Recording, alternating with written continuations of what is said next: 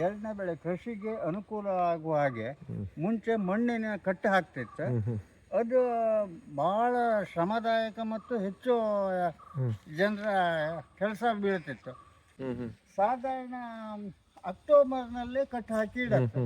ಕೊಯ್ಲು ಟೈಮಿನಲ್ಲಿ ಸ್ವಲ್ಪ ಕೆಳಗೆ ಮಾಡಿ ಪುನಃ ಕಟ್ಟು ಹಾಕಿರ್ತಾರೆ. ಅಂದ್ರೆ ಮಳೆಗಾಲ ಹರಿದ ಸ್ಪೀಡಾಗಿ ಹೋಗುವ ನೀರನ್ನು ತಡೆ ಹಿಡಿದು ನೀರು ನಿತ್ತು ಹೋಗುವ ಹಾಗೆ ಮಾಡೋಕೆ ನಮಗೆ ಕುಡಿಯುವ ಅಂತರ್ಜಲವು ಬಹಳ ಹೆಚ್ಚಾಗಿದೆ. ಮುಂಚೆ ಒಂದು ಕಾಲದಲ್ಲಿ ನಾವು ಟೆಂಪೋದಲ್ಲಿ ಟ್ಯಾಂಕರ್ ಅಲ್ಲಿ ನೀರು ತಂದು ಕುಡಿತಾ ಇತ್ತು. ಈಗ ಯಾರಿಗಾರು ದಿವಸಕ್ಕೆ 4-5 ಸಾವಿರ ಲೀಟರ್ ಕೊಡುವ ಕೆಪಾಸಿಟಿಗೂ ಬಂದಿತ್ತು. ಕೂಡ್ಲಿ ಶ್ರೀನಿವಾಸ ಉಡುಪುರ್ ನಮ್ಮೊಂದಿಗಿದ್ದಾರೆ. ಸರ್ ನಮಸ್ಕಾರ. ನಮಸ್ಕಾರ. ಎಲ್ಲಾ ಪ್ರಾಣಿ ಪಕ್ಷಿ ಚಿಲಿಪುಲಿ ಹುಟ್ಟುವುದು ಮತ್ತೆ ಇಲ್ಲಿ ಬೆಳೆ ತಿನ್ಲಿಕ್ಕೆ ಬರುವ ಎಲ್ಲ ಸಿಗ್ತವೆ. 165 ದಿವಸದಲ್ಲೇ 5 ದಿವಸ ಫ್ರೀ ಮಾಡ್ಕೊಂಬುದು ಬಹಳ ಕಷ್ಟ. 5 ದಿವಸ ಫ್ರೀ ಮಾಡ್ಕೊಂಬುದು ಕಷ್ಟ. ಎಲ್ಲ ಅಂದ್ರೆ ಹೈನುಗಾರಿಕೆ ಒಂದ್ ದಿವಸ. ಮತ್ತೊಂದು ದೊಡ್ಡ ನಮ್ಗೆ ಸೌಭಾಗ್ಯ ಅಂದ್ರೆ ನಾವು ಎಲ್ಲ ಜಾಯಿಂಟ್ ಫ್ಯಾಮಿಲಿ, ಕೂಡು ಕುಟುಂಬ, ಒಬ್ರಲ್ದ್ರೆ ಒಬ್ರು ನೋಡ್ಕೊಂಬವ್ರಿದ್ರೆ ಆದ್ರಿಂದ ಇದು ನಡೀತಾ ಇರ್ತದೆ. ಹಾಗಾಗ್ಲಿಕ್ಕೆ ಅದೊಂದು ದೇವರು ಕೊಟ್ಟ ವರ ನಮ್ಮ ಮನೆಗೆ. ಈಗ ಹಿಂದೆ ನಾವು ಕೇಳಿದ್ದೇವೆ ನಿಮ್ಮ ಮನೆಯಲ್ಲಿ ಅಂದ್ರೆ ಎತ್ತಿನ ಗಾಡಿ ನೀವು ಉಪಯೋಗ ಮಾಡ್ತಿದ್ರಿ ಅಂತ ಹೇಳಿ. ಹೌದು, ನಾವು ಏನು ಸಾಗಾಟ ಇದ್ರು ಎತ್ತಿನ ಗಾಡಿ. ಎಲ್ಲಿಂದ ಎಲ್ಲಿಗೆ ಹೋಗುದು ಸರ್ ಸಾಗಾಟ? ಸಾಗಾಟ ಹೆಚ್ಚಾಗಿ ಇಲ್ಲಿಂದ ಬಾರ್ಕೂರು ಬ್ರಹ್ಮಾವರ, ಮತ್ತೆ ಬೇಕಾದಲ್ಲ ನಾ ಮಸ್ತ್ ತರಕಾರಿ ಮಾಡುವಾಗ ಕುಂದಾಪುರ ಸಂತೆ, ಬ್ರಹ್ಮಾವರ ಸಂತೆ, ಬಾರ್ಕೂರ್ ಸಂತೆ ಎತ್ತಿನ ಗಾಡಿಯಲ್ಲಿ ಹೋಗಿದ್ದೀರಿ? ಎತ್ತಿನ ಗಾಡಿಯಲ್ಲೇ ಹೋಗುವಂತ. ಎತ್ತಿನ ಗಾಡಿ ಈಗ ನಿಮ್ಗೆ ಏನು ಸಾಧಾರಣ ನೆನಪು ಹಸಿರಾಗಿ ಉಂಟು? ಹಚ್ಚ ಹಸಿರು. ನಾನು ಶಾಲೆ ಕೈದ್ ಮಾಡುವಾಗ ಫುಲ್ ಬಿಜಿ ಅದ್ರಾಗೆ ಎತ್ತಿನ ಗಾಡಿಯಲ್ಲಿ. ಎತ್ತಿನ ಗಾಡಿ 78 89ರವರೆಗೆ ಎತ್ತಿನ ಗಾಡಿಯದೇ ಯೂಸ್.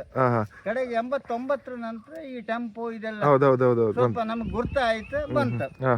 ಈಗ ಸರ್ ಒಳಲ್ ಅಂದ್ರೆ ಏನದು? ಒಳಲ್ ಅಂದ್ರೆ ಹೀಗೆ ಕೋಲಿನ ಕೈಯಲ್ಲಿ ಕೋಲು ಹಿಡ್ಕೊಂಡು ಹೀಗೆ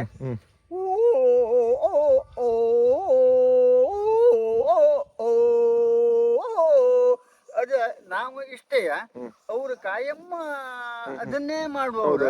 ಅದು ಹಿನ್ನೆಲೆ ಏನ್ ಸರ್? ಅದು ಯಾಕೆ ಹಿನ್ನೆಲೆ ಎತ್ತು ಅಥವಾ ಜಾನುವಾರಿಗೆ ಎನ್ಕರೇಜ್ ಮಾಡುದು. ಎನ್ಕರೇಜ್ ಅಂದ್ರೆ ನಾವು ಒಬ್ಬರಿಗೆ ಒಂದು ದೊಡ್ಡ ರಥ ಹೇಳುವಷ್ಟಿಗೆ ಓ ಅಂತ ಹೇಳಿರ್ತಾರೆ, ಹಾಗೆ ಅದನ್ನ ಎನ್ಕರೇಜ್ ಮಾಡೋದಂತ.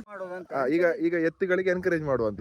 ಮತ್ತೆ ಕೆಲವರು ಹಾಡೆಲ್ಲ ಹೇಳ್ತಾ ಇದ್ರು, ಹಾಡು ಜಾನಪದ ಹಾಡು.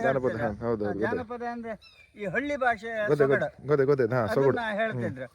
ನಾನು ಸರ್ ಕೊನೆಯದಾಗಿ ನೀವು ನಮ್ಮ ಯುವ ಜನರಿಗೆ ಕೃಷಿಯ ಬಗ್ಗೆ ಕೊಡುವ ಸಂದೇಶ ಏನು ಅಂತ? ನಾನು ಕೃಷಿ ಅಂದ್ರೆ ಕೃಷಿಯೇ ಎಲ್ಲರೂ ಮಾಡ್ಬೇಕಂದು ನನ್ನ ಇದೆ. ಮತ್ತೆ ಕೃಷಿ ಮಾಡುವವರಿಗೆ ಅನಾನುಕೂಲ ಆದವರಿಗೆ ಪೂರ್ವಕವಾಗಿ ಅದಕ್ಕೆ ಬೇಕಾದ ವ್ಯವಸ್ಥೆಯನ್ನು ಸಹ ಮಾಡಿಕೊಡ್ತಾ ಇದ್ದೆ. ಇಲ್ಲಿ ಸಾಧಾರಣ ಆಸ್ಪಾಸ್ ಒಂದು 5-6 ಗ್ರಾಮಲ್ಲಿ.